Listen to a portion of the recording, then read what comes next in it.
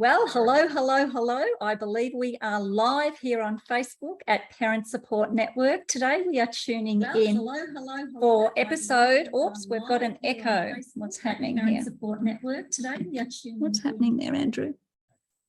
Okay, that has never happened before. So double Lillian. So today we are tuning in with episode 42 of Parent Support Network TV, and I'm super excited today to have a friend and a colleague, a Nurtured Heart Approach colleague with us today, Freddy Mendoza. I'll just share a little bit about Freddy. So Freddy, like myself, is a certified advanced trainer in the Nurtured Heart Approach. He is also a peer leader, so he actually supports all of us trainers and does an amazingly awesome job of that. He's a teacher, so he spent over 20 years teaching and coaching and administrating in high schools in Tucson, Arizona, beautiful part of the world. He married his high school sweetheart, Debbie, and they just had an amazing anniversary celebration, 25th anniversary, so congratulations last week. He's the proud father, son, brother, uncle, and cousin to a large and close-knit family. And Freddy enjoys spending time outside, playing guitar and fixing and repairing old things. That's an interesting thing to do. So, Freddy, I am just going to hand over to you. Our topic today is really dads and parenting. So the dad's role in parenting. Why is the dad's role so important? We hear a lot of things today about dads not being as present as they could be with their children and or with their partners within the family unit. We hear of things like, you know, we call it DDD, Dad Deficiency Disorder, or DADS, Dad Attention Deficit Syndrome, things like that, where, you know, dads are just not engaging as, you know, as much as kids would love them to, and perhaps as much as their partners would love them to as well. We understand that dads are busy, they're working, they're providing for their families, but kids, I think today, just as much or more than ever, really need that beautiful connection from their dads. So please just share with us a little bit about your background. So you're a teacher, you're a dad, you're a mentor, you're a Nurtured Heart Approach advanced trainer, and share a little bit about what you think it means to be a dad. And then I'd love to hear your story about, you know, you finding out about the Nurtured Heart Approach and how that has impacted the way you relationship and connect, not only as a dad, but as a person. And just go to town and share whatever is in your heart. I'm sure it will be amazing. Well, thank you. That is quite an introduction. I am very excited to be here. I think that this idea that Lillian has of talking about dads specifically is just so important. I am a construction worker from a construction working background on one side and bartenders on the other side, very entrepreneurial on both sides. My teaching here in Tucson was for 20 plus years in a little charter high school that my sister and I ran. So again, very entrepreneurial. It was a college prep school that was mainly aimed at students who would be the first in their families to go to college. So, you know, it's a lot of families who are struggling. It's a lot of certainly parents that needed to be working, both parents. And there was some struggle along those lines. So I think the reason that I share that is, you know, in my own experience, when my parents split, my mom was a teacher also and working, you know, 2-3 jobs, more jobs over the summer. She wasn't, you know, necessarily around to be with me and my sister all that much. And then certainly with me raising our children, my wife is a Pilates teacher, I'm a high school teacher. We are both working. Certainly that's true with the students that I taught to, for overwhelmingly, you know, there wasn't a stay-at-home parent. They weren't able to do that. Such a blessing if you can do that. But I guess what I'm getting at is when you're working. Sorry, Freddy, to interrupt.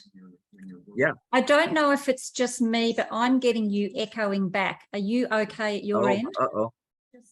I'm not hearing any echoes. No. Okay, that's okay. I'll put up with it. I'll just mute myself again. Oh no.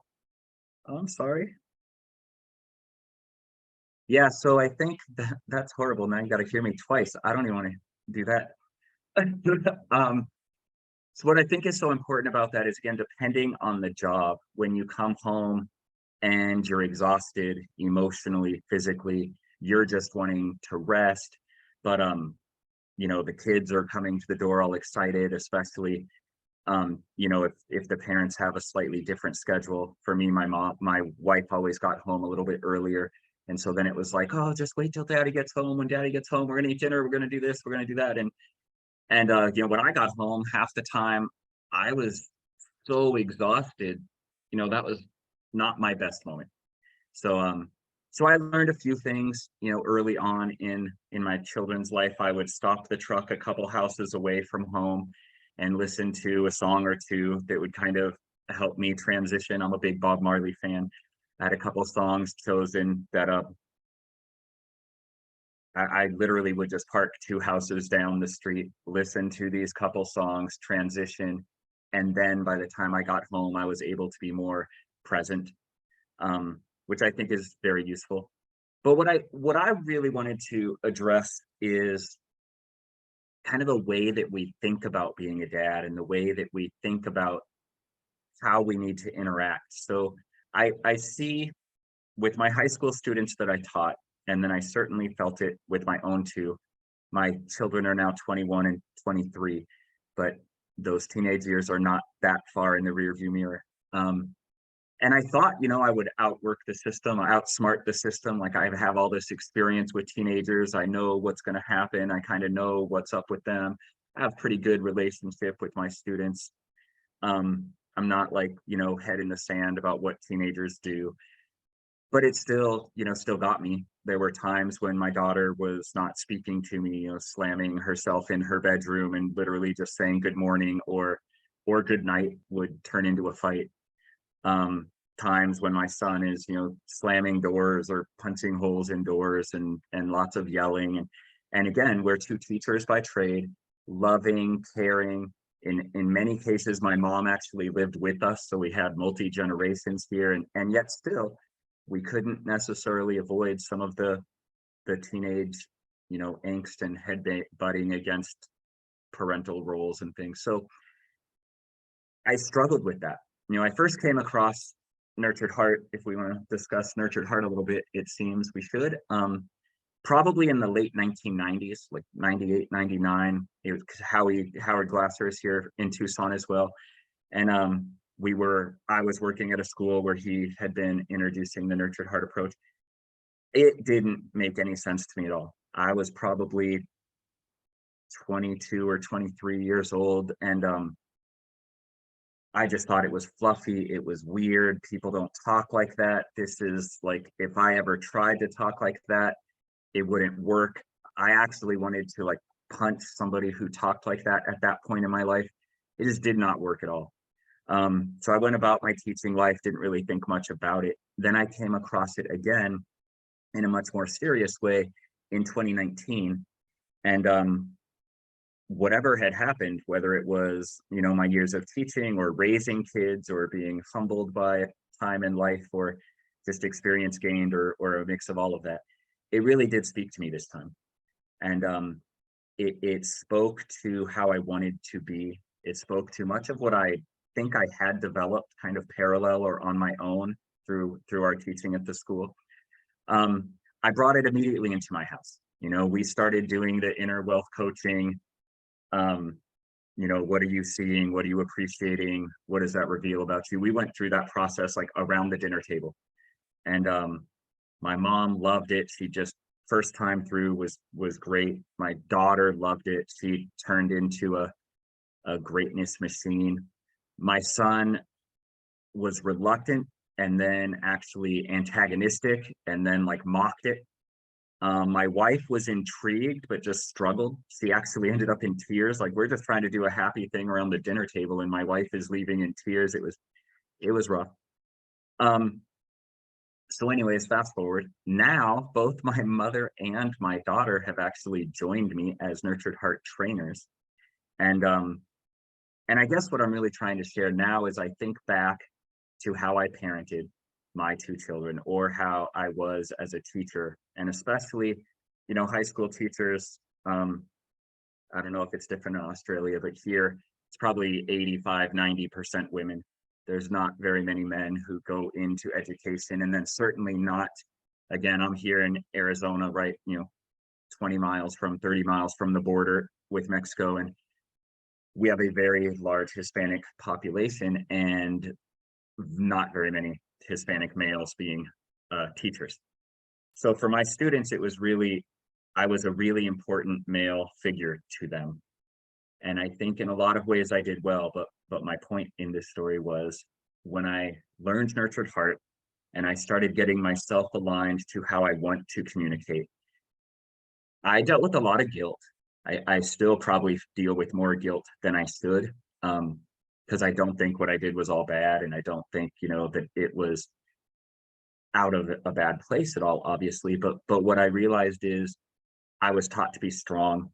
I was taught to not really show that many emotions. I had to be the person in control. Again, if there's an emergency, if there's a danger, if there's chaos, I was taught that I am supposed to be level-headed and in control, and cut off the emotions. And I got to teach that to my kids, and I can't baby them. They can't go out into the world soft. I got to make sure they're tough enough and strong enough. And if everybody's telling them all this lovey-dovey stuff about how great they are, they're not going to learn how to really be strong in the world. And I was pretty convinced about that, to be honest, but I'm not anymore. I think there's different ways to be strong that are actually much more beneficial to how I want to be. I found that strong armor and the defense that I had up, like, it worked great in the streets. It worked great with gang kids and some certain situations that I had growing up and at the school. But well, I did this with the students all the time, actually. I wasn't going to do this. So this, right, it's strong, it's defensive, but it's closed off. And all I have to do is just do this. And now all of a sudden it's open and it's receptive, and it's a wholly different feeling. But the thing is, when I'm trying to hold my daughter, or when I'm trying to hug my son after a hard day, this doesn't get much hugging. This doesn't leave much room for anybody to start a relationship with me. And this does, which then started leading me to the strength through vulnerability. And it takes work, as a man, as a dad, you're going to have to really do some deep work with yourself, and then starting to realize, like, it actually doesn't take that much strength to put the armor up. It's actually in my eyes now, I'm not trying to offend anybody, I was there, but it's kind of a sign of weakness, because we're safer, we're protected, we're not going to get hurt, we're not going to really engage. But that's the opposite of what we want with our families, right? I mean, that's the opposite of what I was craving for with my children. The only thing I want to do in this world probably is just love on my family and be close to them. And so I have to learn to put the armor down. I have to learn to be strong a different way. I have to show both my daughter and my son that to deal with difficult emotions honestly, not just change them into anger, or not just ignore them or push them away, but to actually really deal with them and let other people see me deal with them, and all of that is where the strength truly is. So now I'm starting to hear that echo. That's weird. So I guess no, that's fine. I'm almost done. Okay? I think I just want to kind of come full circle to say that the other thing that I'm really finding is that it's also true with how I interact with my wife, and then of course how I am starting to interact with myself. Because all of those, you got to be hard, you got to be strong, you got to have a consequence for mistakes. Like, everything that I said to students or my children, obviously I said to myself many more times, and probably even more harshly. So when I start to think, I'm not really motivated that way, even as an athlete and someone that was in all these competitive places, that yelling and name calling and shaming doesn't really motivate me to want to get better. But when I feel success, when I feel successful, when I feel like I'm part of a successful team, that motivates me to do better. And so how can I build that for these kids? How can I build that for my students? How can I build that for my wife and my children? So that's what I'm all about now, is let's build on those successes. Let's use little successes to gain a momentum. And then that momentum is what's going to push us over some of those difficulties and some of those bumps in the road. The bumps are going to be there. There's no magic pill for that. You know, it's just how it is. Teenagers are going to push against the boundaries and push against their parents, and that's what they should do.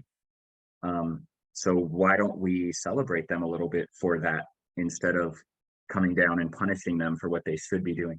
Anyways, I'm so excited. I really could talk about this for hours and hours, but I know that was a lot, so I will be quiet for a bit. Thanks so much, Freddie. I had to listen to you twice. And there was a lapse in one, so I'll have to re-listen to this because Andrew assured me that it's come through okay on Facebook, but something weird's happening on my computer. Something weird's happening on my computer. I'm sure that everybody listening will have got heaps out of what you've shared. And the great thing is that Freddie will also be sending us some love on our masterclass that we're doing coming up on November the 7th. So I'm hearing myself echo at the moment. I'm not sure how you guys are hearing it, but hopefully you can come and join us on November the 7th. At 7:30 p.m. Australian Eastern Standard Time. If it's not in your time zone, it will be recorded. So we will have many dads joining us, including Freddie, another one of our colleagues, Brian, from the States as well, one of our current course participants, Kerry, who's doing amazingly well as a dad using the Nurtured Heart approach. And also my amazing husband, Andrew, will be joining us and sharing about his experiences and journey as a dad with our son, who most of you know was diagnosed with ADHD, ODD, and childhood depression. So thank you so much, Freddie. Just in closing, because I really didn't catch everything that you said, if you could just sum up in a minute or two for the men listening, what is the Nurtured Heart approach in regards to, like, how can using the Nurtured Heart approach really positively impact a dad's, a man's, a husband's relationship with their children, with their partner, and with themselves, just in a kind of nutshell?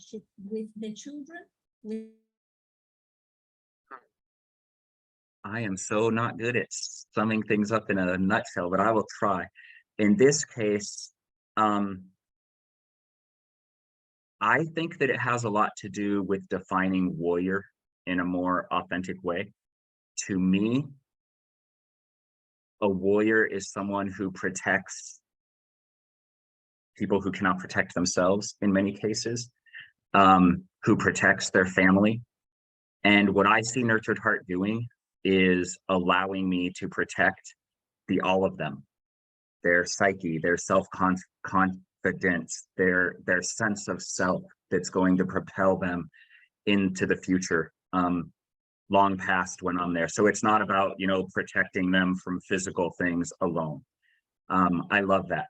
That's for my children. What it does for me and my wife, I actually have an entire seminar I teach on inner wealth for couples. It's done amazing things. You know, I think Lillian introduced me as I married my high school sweetheart, and I did. I've known her since we were 16.